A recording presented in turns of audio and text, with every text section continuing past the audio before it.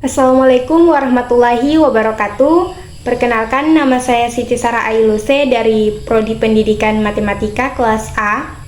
Pada kesempatan kali ini saya akan mempresentasikan atau membahas materi tentang hukum Islam dan masalah kontemporer, pajak, dan fikih lingkungan. Langsung saja pada slide yang pertama, yaitu tentang definisi hukum Islam. Hukum Islam adalah syariat yang berarti aturan yang diadakan oleh Allah Subhanahu wa Ta'ala yang dibawa oleh Nabi Muhammad SAW untuk umatnya, baik hukum yang berhubungan dengan akidah maupun amalia atau perbuatan yang dilakukan oleh semua umat muslim.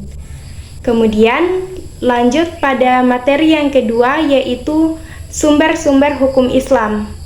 Sumber hukum Islam maksudnya adalah pijakan umat Islam dalam menentukan hukum atau norma-norma dalam tatanan kehidupan. Pada dasarnya hukum itu bersumber dalam Al-Quran yang selanjutnya diperjelas secara rinci atau detail melalui sunnah maupun hadis Nabi Muhammad SAW.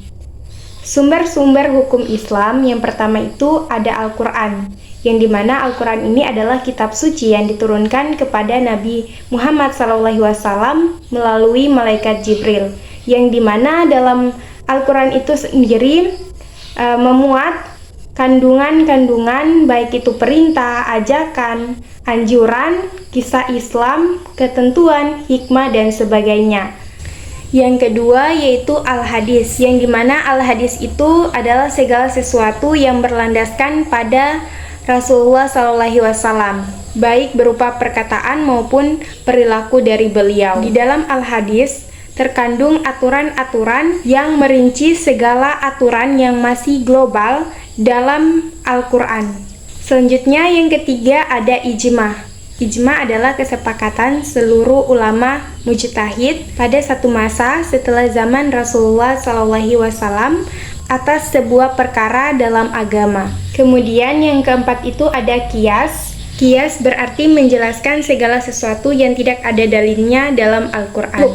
Kemudian macam-macam hukum Islam. Yang pertama ada wajib, yang dimana wajib ini adalah perbuatan yang jika kita lakukan mendapatkan pahala dan jika kita tinggalkan akan mendapatkan dosa. Kemudian yang kedua ada sunnah. Sunnah ini jika dilakukan akan mendapatkan pahala dan jika ditinggalkan tidak akan mendapatkan dosa. Kemudian yang ketiga itu ada haram. Haram adalah perbuatan yang jika kita lakukan akan mendapatkan dosa dan jika kita tinggalkan akan mendapatkan pahala. Yang keempat ada makruh, yaitu perbuatan yang dirasakan jika meninggalkannya itu lebih baik daripada mengerjakannya. Kemudian yang terakhir ada mubah.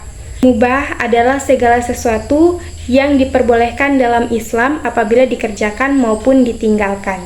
Tujuan hukum Islam yang pertama pemeliharaan atas keturunan, pemeliharaan atas akal, pemeliharaan atas kemuliaan, pemeliharaan atas jiwa, pemeliharaan atas harta, dan yang terakhir pemeliharaan atas agama. Lanjut, masalah kontemporer pajak dalam Islam.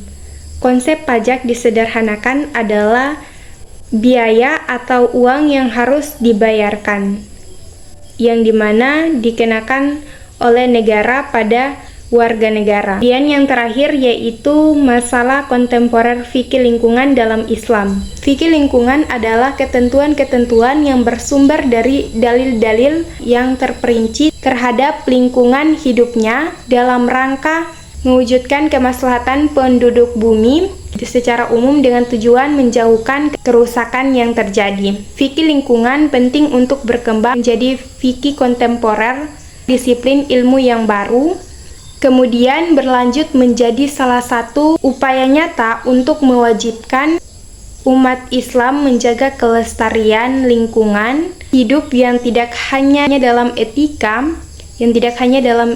atau moral, tapi menjadi salah satu instrumen hukum. Baik, itulah materi yang dapat saya presentasikan. Dari materi tersebut dapat saya simpulkan bahwa hukum Islam atau syariat Islam adalah kaidah yang didasarkan pada wahyu Allah Subhanahu wa Ta'ala dan sunnah Rasul melalui tingkah laku mukallaf atau orang yang sudah dapat dibebani kewajiban yang diakui dan diyakini mengikat bagi semua pemeluknya. Baik, hanya itu yang dapat saya sampaikan atau presentasikan terkait materi hukum Islam dan masalah kontemporer pajak dan fikih lingkungan. Lebih dan kurangnya saya mohon maaf. Saya akhiri, wassalamualaikum warahmatullahi wabarakatuh.